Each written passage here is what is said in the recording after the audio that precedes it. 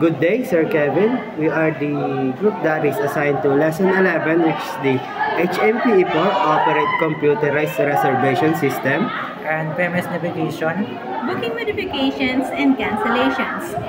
Mabuhay, Sir Kevin. I am Angela De Jesus Ribaya. Mabuhay, I'm Justin Jose Ragasa. Mabuhay, I'm Oscar Roa Jr. We are the Group 11. So I will just read out to you the learning objective. So at the end of the lessons, the students are expected to know that they efficiently navigate the main module and interfaces of a typical property management system, which is the PMS. So accurately modify an existing reservation, including changes to date, room types, or guest details. Process booking cancellation in compliance with property policies and ensure the room inventory is immediately updated. So let's get into the introduction. The property management system is basically the main computer program we use to run the front desk. So ito yung pinaka main computer na kung saan is ang nagmamanage sa lahat po. Kaya napaka-importante nito since minamanage po nito yung lahat ng room information, yung mga information ng guest, and lahat po ng mga information na kailangan is nakapaloob dito para mas efficient po yung work and hindi na hanap-hanapin pa yung kung saan-saang data na mga kailangan. So, being able to operate the system means knowing how to move around it in it or PMS navigation. How to change a booking if a guest needs a different date or room booking modification, and how properly cancel a reservation so the room can be sold again, which is the cancellations po. If you mess up these three things, the hotel loses money and the guest get mad, so we need to know how to use the PMS fast and correctly.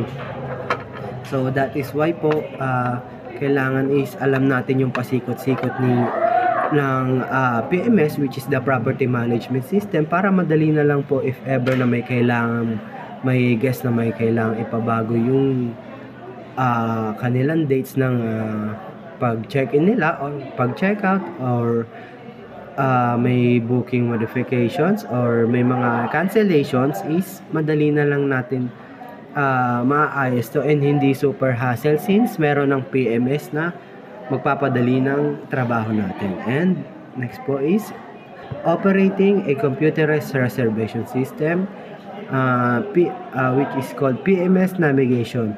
PMS navigation is the ability to move through the software menus and screen to access different functions. For example, front desk, housekeeping, reservation, reporting. A key part of navigation is using the reservation search function. Yun nga po, pag sinabing PMS navigation is alam mo kung paano i-navigate yung mismong system. Alam mo kung saan nakapaloob yung mga data na kailangan sa housekeeping, sa front desk, sa reservations, or sa reporting. And pinapadali lahat ng ito dahil may reservation search key function. So mas madali na lang mahanap yung mga information since andun na lahat yun. And pag ibig sabihin ng PMS navigation is alam mo i-navigate through yung mga function nito and alam mo kung saan yung pasikot-sikot nito, at in short term, ibig sabihin is marunong ka gumamit ng PMS navigation talaga. So expert ka dapat dito para mapadali ang iyong trabaho.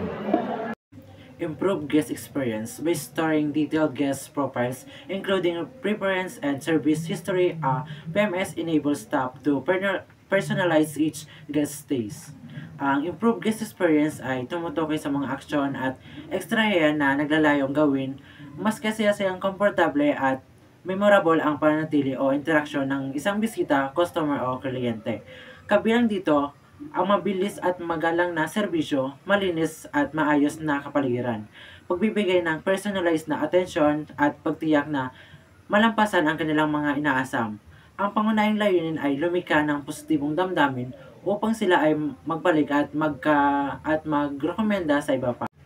Better revenue management. A PMS help hotels optimize their pricing strategies by ensuring consistent rates across all sales channels by preventing rooms from being underpriced or overly discounted. It enables each room to generate maximum revenue. Ang better revenue management ay isa sa pinakamahalagang hotel property management na kung saan ino-optimize nito ang presyo sa at inventaryo ng isang serbisyo o produkto sa tamang oras para sa tamang customer. Ang layunin nito ay i-maximize ang kita at benta sa pamamagitan ng pag-unawa sa demand at market conditions. Sa halip na magtakda ng iisang presyo, gumagamit ito ng dynamic pricing batay sa mga tulad ng seasonality o occupancy at araw ng pagdating. Centralized control with a PMS hotel staff can manage front desk operations, reservation, housekeeping, and other departments from a single enterprise. Decentralized control simplifies coordination and enhances communication among teams.